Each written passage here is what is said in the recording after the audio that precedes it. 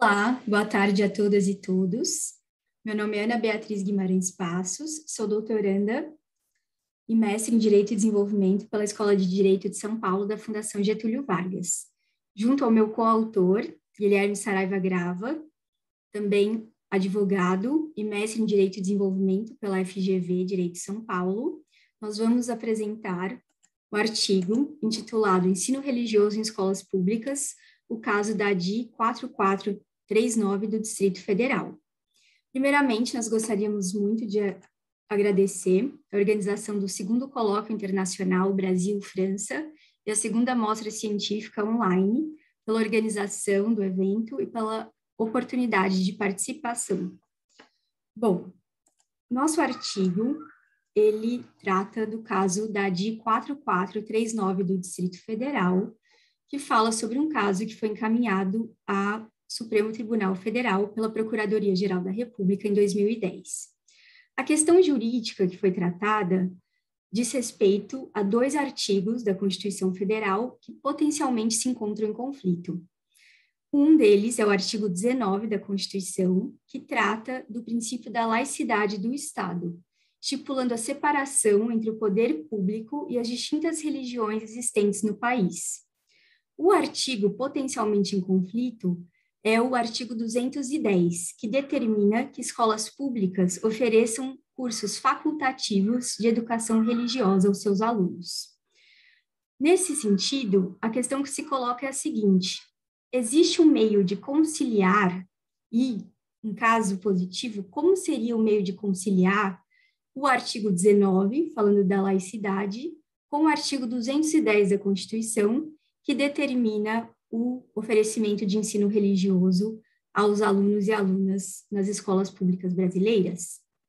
Esse tema foi colocado pela Procuradoria-Geral da República, que questionava entre três possíveis tipos de ensino religioso: o ensino religioso confessional, o ensino religioso interconfessional e o ensino religioso não confessional. O modelo confessional é aquele em que seleciona uma visão específica de mundo. Então, seria uma religião, e até mesmo as próprias organizações religiosas fariam isso, vão às escolas e ensinam aquela religião para os alunos. O modelo interconfessional é aquele que procura uma situação intermediária em que se combina diferentes religiões. Então, ao invés de ensinar uma religião, a gente ensinaria diferentes religiões em conjunto, procurando, então, elementos em comum entre elas.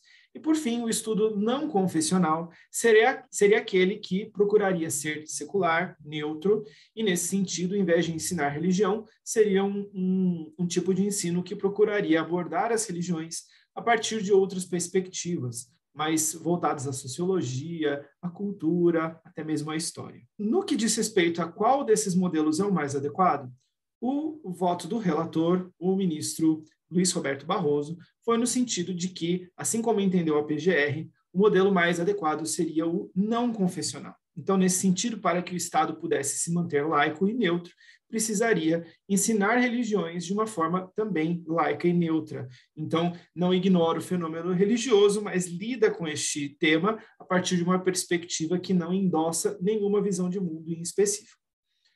Essa posição teve 5 votos e acabou sendo a posição vencida. O voto do ministro Alexandre de Moraes inaugurou uma divergência que, no fim, foi a posição vencedora. Para o ministro, não faria sentido pensar que a Constituição criou este ensino religioso de forma facultativa se aquele ensino religioso tivesse que ser neutro e, nesse sentido, laico, secular.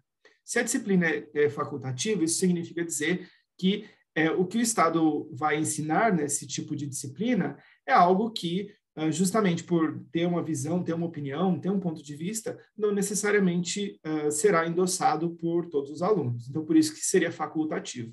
E, de acordo com o entendimento do ministro, a ideia de se ter um ensino não confessional ou interconfessional compromete o objetivo da disciplina religiosa, porque, na verdade, em vez de ensinar religião, em vez de ensinar aqueles dogmas, o que se ensinaria seria uma mistura de elementos e de disciplinas que, no entendimento do ministro, seria um dirigismo estatal indevido e, nesse sentido, até mesmo a censura prévia. Bom, Essas diferentes posições acabam refletindo interpretações conflitantes a respeito de quais são as normas que a Constituição estabelece quando consagra esses dois grupos de regramentos diferentes.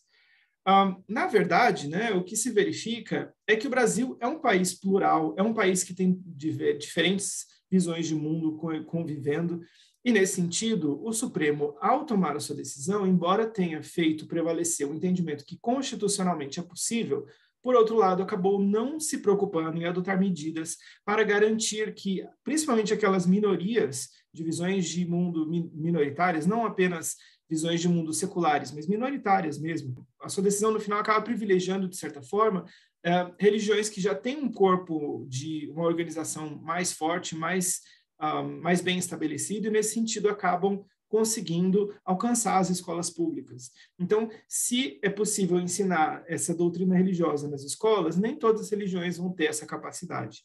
E, nesse sentido, embora a decisão possa ser discutida se é ou não a decisão tecnicamente mais adequada, na prática acaba sendo uma decisão que tem desdobramentos que são, nesse sentido, desdobramentos que vão precisar no futuro ser novamente considerados. Então, nesse sentido, a conclusão do nosso trabalho vai na linha de entender que esse tema, embora já tenha sido decidido pelo Supremo, não resolveu todas as questões que foram levadas, e, nesse sentido, o Supremo provavelmente terá que voltar a debater esse assunto no futuro. Então, essa é a nossa contribuição. Nós agradecemos a atenção de todos e desejamos a todos e todas que assistiram um bom evento e que nós possamos discutir esses temas dos nossos trabalhos nesta oportunidade e também em oportunidades futuras. Obrigado.